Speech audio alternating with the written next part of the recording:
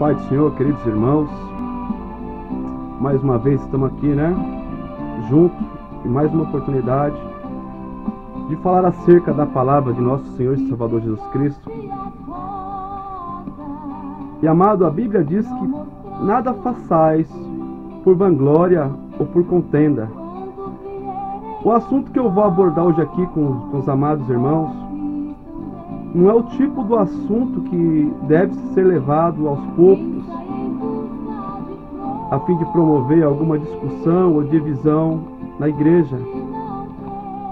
Salvo um culto ou um período de ensinamento ou de doutrina, aí tudo bem. Porque eu sigo segundo a tese do meu coração, amado, que o púlpito é um lugar feito para curar, para que saia uma mensagem de cura, de restauração de alma, de salvação e de edificação da igreja. E é um tipo do assunto polêmico que pode trazer muita discordância e até divisão entre os irmãos. Mas também, amados, é chegada a última hora. É mais de chegada a hora de nós aprendermos e entendermos realmente se tudo aquilo que até hoje nos passaram é da maneira como é.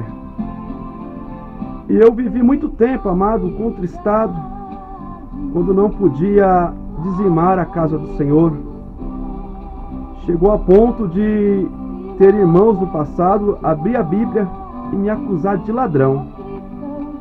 Ladrão porque não estava dando dízimo a Deus. Existem igrejas por aí, amados, que proíbem até os membros de tomarem a Santa Ceia do Senhor por não estar dizimando na casa. Então hoje eu fui procurar, eu fui ler, reler, orei, e eu aqui recebi de Deus uma autorização e uma revelação para trazer aos amados irmãos, verdadeiramente, segundo a palavra, que o dízimo foi abolido na graça ou no Novo Testamento.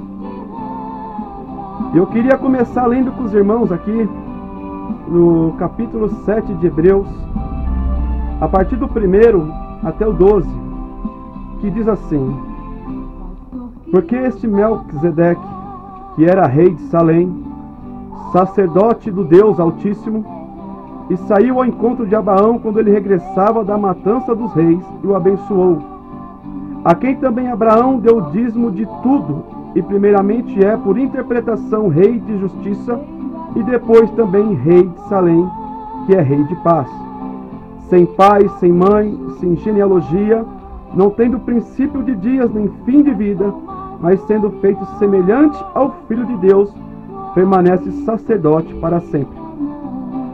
Considerai, pois, quão grande este, quem até o patriarca Abraão deu os dízimos dos despojos, e o que dentre os filhos de Levi recebeste o sacerdócio, tem ordem segundo a lei de tomar dízimo do povo, isto é, seus irmãos, ainda que tenham saído dos lombos de Abraão. Mas aquele cuja genealogia não é contada entre eles, tomou o dízimo de Abraão, e abençoou o que tinha as promessas. Ora, sem contradição alguma, o menor é abençoado pelo maior. E aqui certamente tomam o dízimo homens que morrem, ali, porém, aquele quem se testifica que vive. E para assim dizer, por meio de Abraão até Levi, que recebesse dízimo, pagou dízimos, porque ainda ele estava nos lombos de seu pai, quando Melquisedeque lhe saiu ao encontro. De sorte, se a perfeição fosse pelo sacerdócio levítico, porque sob ele o povo recebeu a lei, que necessita havia logo de outro sacerdote se levantasse, segundo a ordem de Melquisedeque, e não fosse chamado segundo a ordem de Arão? Porque mudando-se o sacerdócio, necessariamente se faz também mudança da lei, porque aquele a quem essas coisas se dizem pertencem a outra tribo, da qual ninguém serviu ao altar. Veja bem, meus queridos, que aqui em Hebreus, principalmente no versículo 9, deixa bem claro que a lei do dízimo, ela foi de Abraão até Levi, ou sobre o sacerdócio dos levitas. Só que essa lei ela foi aperfeiçoada ou substituída pelo sacerdócio eterno de nosso Senhor e Salvador Jesus Cristo. Então, amados, é necessário entendermos, primeiramente, o que era o dízimo. Segundo a Bíblia, amados, Abraão realmente ele deu os dízimos ao Melquisedeque, ao sumo sacerdote Melquisedeque. Isso se encontra em Gênesis 14. Depois, amados, o neto de Abraão, Jacó, ele fez um voto em Gênesis 28, dizendo que tudo que chegasse a ele, certamente ele daria o dízimo ao Senhor. Mas ambos, amados, tanto Abraão como Jacó, fizeram isso voluntariamente. Ainda não tinha a lei do dízimo. Eles fizeram isso porque sentiram no coração de dar a Deus o dízimo daquilo a qual eles possuiriam. Então, amado, a lei, no caso cerimonial, ela começou após a divisão das 12 tribos, sendo que a menor delas, que seria de Levi, ela teria sido ajudada, por ser a menor, por ser a mais pobre, pelas demais tribos, as 11 tribos. E ela recebia dessas outras tribos o dízimo, ou uma ajuda, porque essa mesma tribo de Levi, ela socorria as viúvas, os necessitados, os órfãos e os estrangeiros, porque Israel também um dia foi estrangeiro. Isso se encontra, amados, em Deuteronômio 26, no versículo 12. E significava isso amor ao próximo. De maneira que as outras tribos deveriam ajudar a menor. Isso se daria através dos dízimos e de ofertas. Agora, amados, se a gente analisar a lei que se refere ao ato de dizimar, nós veremos que nunca o dízimo esteve relacionado a dinheiro. O dízimo ele era grão, ele era ovelha e ele era gado. Isso se encontra, amados, no livro de Levíticos, no 27, do 30 ao 32, que diz assim: também todas as dízimas do campo, da semente do campo, do fruto da árvore, são do Senhor. Santas são ao Senhor. Porém, se alguém da dízima resgatar alguma coisa, acrescentará o seu quinto sobre ela, no tocante a todas as dízimas, vacas e ovelha, e tudo que passar debaixo da vara do dízimo será santo ao Senhor. Então, veja, amados, o dízimo sempre esteve relacionado a grão, a ovelhas e a gados. Agora sim, existia uma oferta dada ao templo. E essa oferta era realmente em forma de dinheiro. Isso você pode encontrar em Êxodo, no capítulo 30, no versículo 14 ao 16, e também em Êxodo 38, do 24 ao 31. Essa oferta dada em dinheiro ao templo, ela era usada para algumas coisas. Eu separei aqui alguns versículos, irmãos. Por exemplo, amados, para comprar sepultura. Está em Gênesis 23, 15 e 16. Essa oferta com dinheiro, também ela era usada para comprar bois para os sacrifícios. Segundo Samuel 24, 24. Para comprar imóveis, segundo Jeremias 32, do 9 ao 11. Para pagar salários, segundo Reis 22, do 4 ao 7. Para fazer câmbios, Marcos 11, do 15 ao 17. Não existe nenhuma citação aonde grão ou animais poderiam ser cambiados ou pagos salários. O dízimo nunca teve essa finalidade. O dízimo, amado, nunca foi oferta ou pagamento ao sacerdote. O dízimo era para consumo do próprio dizimista. Você encontra isso em Deuteronômio 14, do 22 ao 29, que diz assim, amados: certamente darás os dízimos, toda a novidade da sua semente que cada ano se recolher do campo, e perante o teu Deus, no lugar que escolher, para ali fazer habitar o seu nome, comerás o dízimo do teu cereal, do teu mosto, do teu azeite, dos primogênitos das tuas vacas, das tuas ovelhas, para que aprendas a temer o Senhor teu Deus todos os dias. E quando o caminho te for cumprido, que não possas levar, está longe de ti o lugar que escolher o Senhor teu Deus, para ali colocar o seu nome. Quando o Senhor teu Deus tiver te abençoado, então vende-os, ata o dinheiro à tua mão, vai ao lugar que escolher o Senhor teu Deus, e aquele dinheiro darás por tudo que deseja a tua alma, por vacas, por ovelhas, por vinho e por tudo que pedir a tua alma.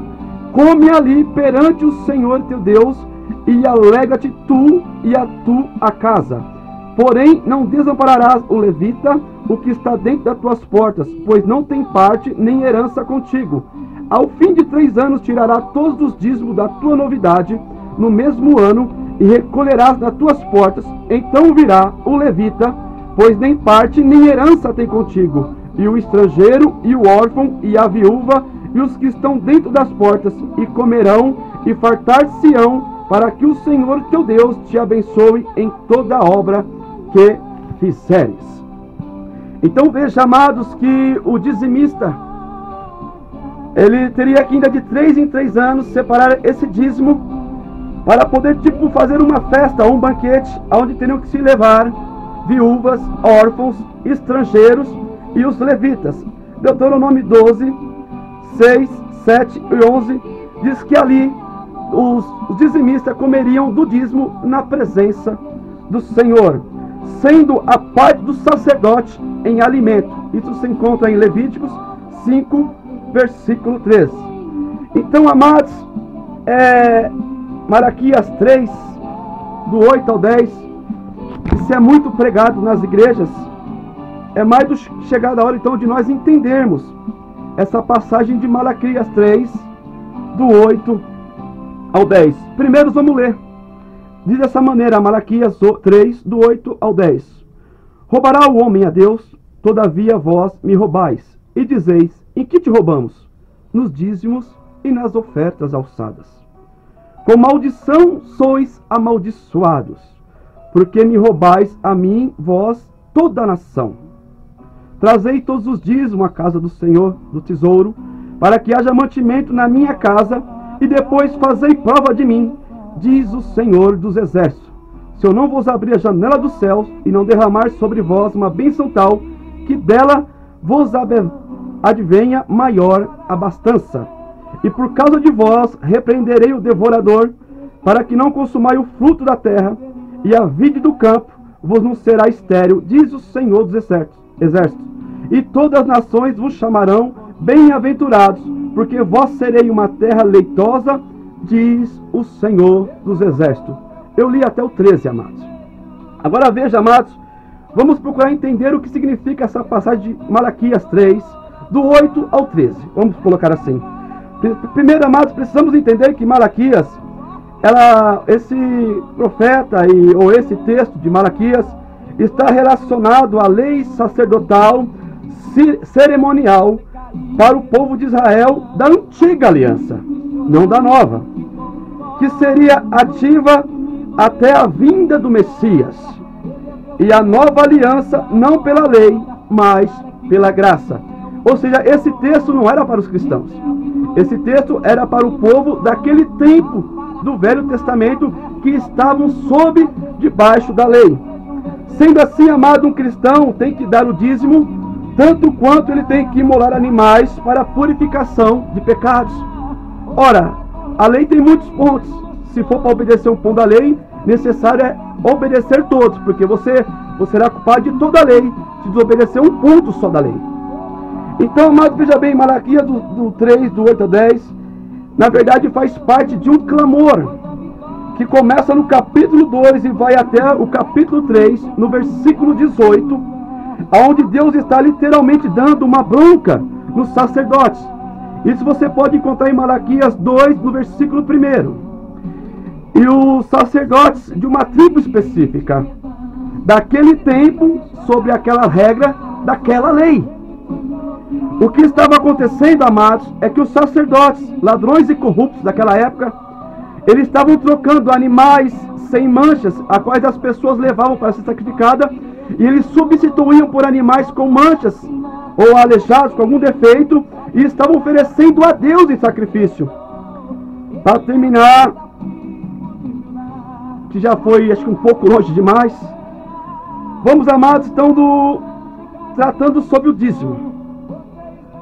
O que Deus diz, amado, quando Deus de bênção está em maldição, bênção, maldição ou devorador, isso não está relacionado à bênção de prosperidade, amado, nem maldição relacionada a algum tipo de dinheiro, e muito menos devorador, está falando de algum tipo de demônio que vai comer as suas finanças.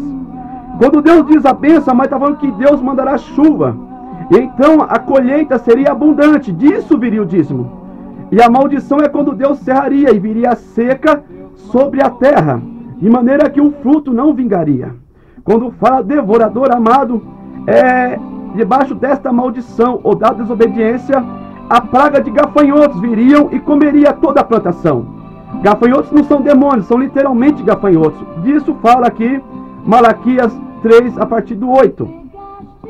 Então, amado, quando a Bíblia fala que também derramarei sobre vós uma bênção tal, amados, quantos dizimistas fiéis tem aqui no Brasil? E por que então que o Brasil vive nessa repleta miséria? Eu vejo então os dizimistas vivendo em miséria, e aqueles que recebem o dízimo, criando boi, andando de jato, andando de carro importado, alguma coisa está errada. Se Deus diz que por causa do dizimista, Ele faria a terra leitosa, Ele derramaria uma bênção tal, o que está acontecendo então com a promessa de Deus? Veja, amados, que se realmente nós quisermos seguir um exemplo bíblico, então nós deveríamos ir ali para Atos 4, a partir do versículo 32, quando as pessoas, elas vendiam as suas propriedades. Eles diziam, amados, que nada, eles sentiam que nada deles era dele mesmo, mas era em comunhão. Então eles pegavam, vendiam as suas fazendas, os seus bens, e com esse dinheiro colocavam aos pés dos apóstolos, de maneira que nada, a Bíblia diz que faltava nada, não tinha falta de nada para ninguém. Então veja, amados, se realmente queremos seguir algum exemplo bíblico, deveria ser esse. Então eu te digo, Valdomir, Santiago, vem dos seus bois e divida aos seus membros igualmente. Edir Macedo, vem do teu jato, vem das suas casas, dos seus carros importados, e divida esse dinheiro com o seu povo. O Duque, ou seja, outro tipo de endemoniado que se apresenta, rico hoje vivendo às custas do dízimo de um povo que não é obrigado a dizimar, porque o dízimo foi abolido. Amados, muitos dão a desculpa ali quando Jesus repreendeu os judeus ali, Mateus 23, 23, o versículo diz dessa maneira assim: ai de vós, escribas e fariseus hipócritas, pois dais o dízimo da hortelã, do endro e do cominho, e desprezai o mais importante da lei, o juízo, a misericórdia e a fé. Aí Jesus diz então para os fariseus: deveis fazer isso, ou seja, deveis dizimar essas coisas, porém não omitir aquelas. Jesus estava exortando ali nesse momento, amados, eram judeus que estavam vivendo debaixo da lei, a qual acabou no momento que Jesus entregou o seu Espírito na cruz, dizendo: consumado está. Dali em diante começou a graça, e a graça então, amados, se estendeu para nós, os não-judeus, os gentios. E o que a Bíblia diz para que nós obedecemos ou deixamos de obedecer? Se você abrir a sua Bíblia em Atos 21, 25, ali, amados, diz assim: quanto aos não-judeus ou quanto aos gentios, só diga que se guardam das carnes sufocadas, das coisas consagradas aos ídolos e da prostituição. E ele começa o versículo, amado, dizendo dessa maneira assim: quanto aos que creem, dos gentios ou dos não-judeus, como escrevemos, que nada disso observeis. Amados, eu dei alguns exemplos de versículos, e que se isso não for suficiente, nós vamos continuar conversando nas postagens e nos comentários que vocês fizerem abaixo desse vídeo. Amados, eu estou dizendo para você deixar de dizimar? Não, não estou dizendo. Se está em teu coração ajudar a obra de Deus, continue, Senhor. Continue, porque a obra é carente. A obra, ela precisa pagar luz, precisa comprar cadeira, arrumar o som, dar um ambiente melhor para os irmãos, mas não como uma ordenança bíblica. E se você não der, você não está roubando a Deus. Eu já cheguei a chorar, amado, pensando que eu roubava a Deus. Muitos me acusavam de ladrão antigamente, amados. Muitos abriam a Bíblia para dizer que eu estava roubando a Deus. Então eu disse: então eu vou para o mundo. porque eu sou pior que uma pessoa que rouba um banco, porque eu estou roubando o Senhor dos Senhores. Não há salvação para mim. Amados, então eu comecei a buscar a lei. Isso já vem há muito tempo, mas somente hoje Deus permitiu trazer esse estudo ao seu coração. Eu dei muitos versículos, amados, e posso dar muitos outros para vocês, mas nós iremos conversar embaixo dos comentários. Aqueles que fizerem pouco caso, amados, tudo bem, então apague esse vídeo, não assista mais.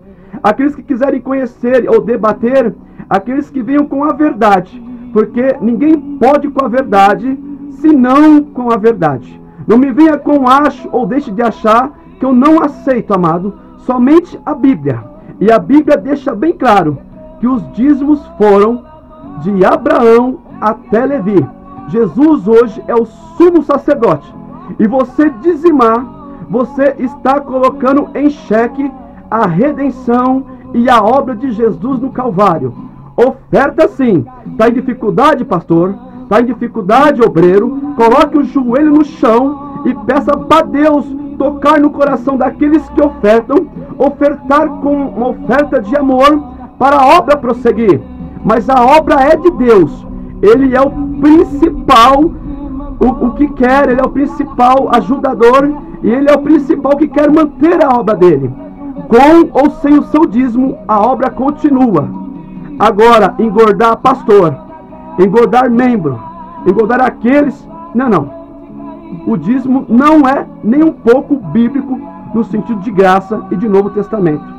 Então assim eu quero agradecer, amados, e que você possa estudar.